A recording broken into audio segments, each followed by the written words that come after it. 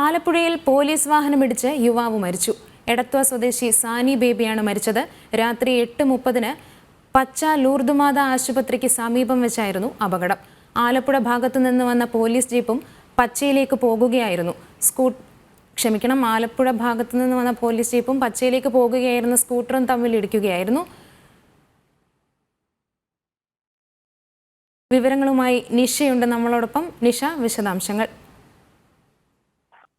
ആതിര, രാത്രി 8:30യോടുകൂടിയായിരുന്നു അപകടമുണ്ടായത്. ആലപ്പുഴ തകഴിക്ക് സമീപം പച്ച ലൂർദ് പള്ളിക്ക് സമീപം വെച്ചാണ് അപകടമുണ്ടായത്. അപകടത്തിൽ എടത്വ 20 ചിറ ബേബിയുടെ മകൻ സാനി ആണ് മരിച്ചത്. 29 വയസ്സായിരുന്നു.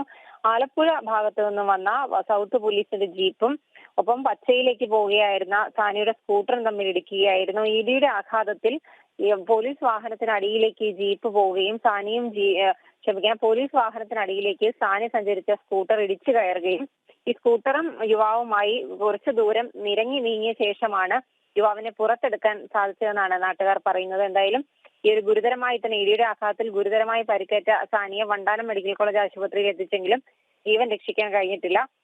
സൗത്ത് പോലീസിന്റെ വാഹനം ഇന്ന് എടത്വയിൽ നിന്നും ഇന്ധനം നിറച്ച ശേഷം മടങ്ങുകയായിരുന്നു. അപ്പോഴാണ് ഇത്തരത്തിലൊരു അപകടമുണ്ടായത്. കിണറിംഗ് ജോലിക്കാരനാണ് സാനി.